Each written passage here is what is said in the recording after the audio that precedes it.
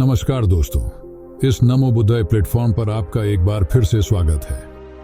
दोस्तों, किसी समय की बात है जब हमारे देश में कल्याणकारी कार्यों का एक नया स्वरूप प्रकट हो रहा था। लोग दान करने में बढ़ चढ़कर हिस्सा ले रहे थे, लेकिन बहुत से लोग यह सोचते थे कि सबसे अच्छा दान क्या है।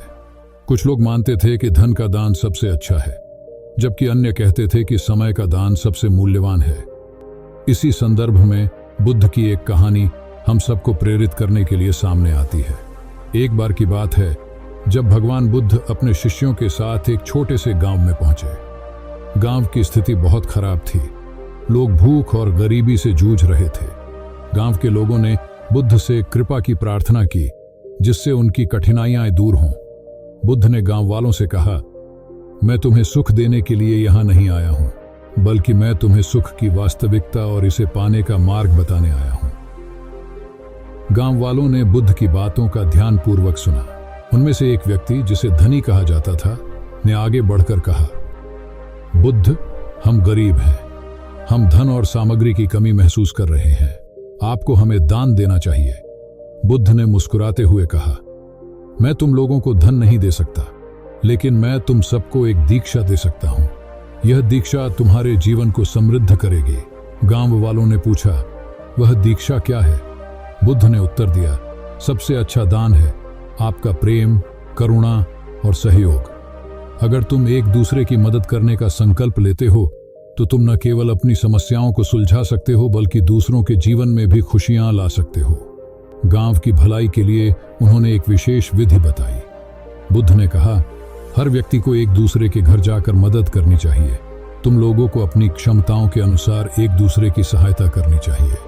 गांव वाले इसे सुनकर पहले तो चौंके, लेकिन धीरे धीरे उन्होंने समझा कि बुद्ध की बात में गहराई थी। उन्होंने एकत्रित होकर यह निर्णय लिया कि वे एक दूसरे के दुख दर्द को समझेंगे और मिलकर काम करेंगे। उसी गांव में एक वृद्ध महिला थी जिसका नाम माया था। वह अकेली रहती थी और उसकी आमदनी का कोई साधन नहीं था। गांव के लोग उसके पास जाते थे, लेकिन वह हमेशा कुछ न कुछ मांगने पर मजबूर होती थी। अब जब गांव वालों ने एक दूसरे की मदद करने का संकल्प लिया, तो कुछ युवाओं ने माया की ओर ध्यान दिया। उन्होंने मिलकर माया के घर की मरम्मत की, उसके लिए भोजन तैयार किया और उसे एक नई जिंदगी देने का संकल्प किया।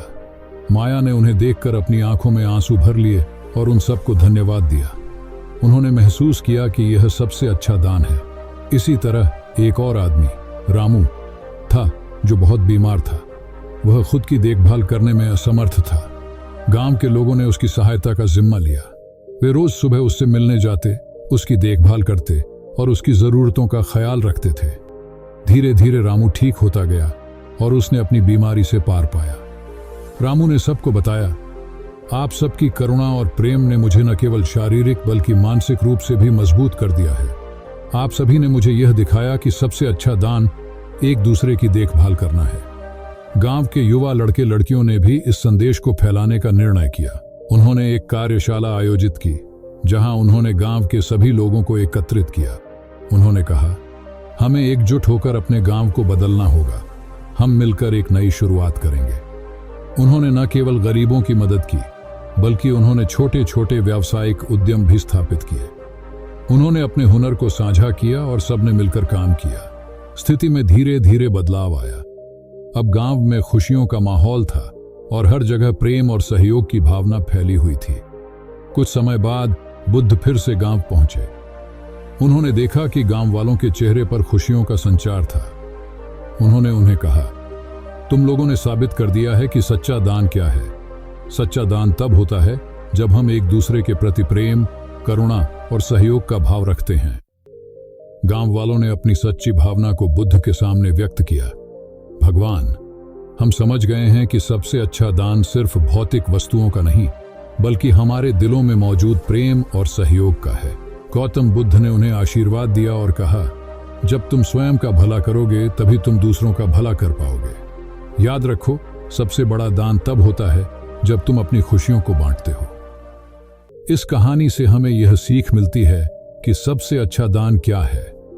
धन, वस्त्र या अन्य भौतिक चीजों का दान महत्वपूर्ण है, लेकिन सच्चा दान तब होता है जब हम एक दूसरे के प्रति अपने हृदय से प्रेम और करुणा का अनुभव करते हैं। जब हम अपने समय, अपनी ऊर्जा और अपने संसाधनों को एक दूसरे के साथ साझा करते हैं, तब हम न केवल अपने जीवन को समृद्ध करते हैं बल्कि दूसरों के जीवन में भी खुशियां लाते हैं। सच्चे दान का अर्थ केवल देना नहीं, बल्कि प्रेम और सहानुभूति के साथ मिलकर काम करना है। यही है सबसे अच्छा दान, एक दूसरे का साथ देना, कमजोरों का सहारा बनना और सबको मिलाकर खुशियों की दिशा में बढ़ना। हम सबको यह याद रखना चाहिए कि जब हम प्रेम बांटते हैं तब हम अपनी ही खुशियों को दोगुना कर लेते हैं। इसीलिए आइए हम सब मिलकर यह संकल्प लें कि हम केवल धन का दान नहीं बल्कि अपने हृदय का, अपने समय का और अपने प्रेम का दान करेंगे। यही सच्चा दान है। तो ये थी आज की कहानी।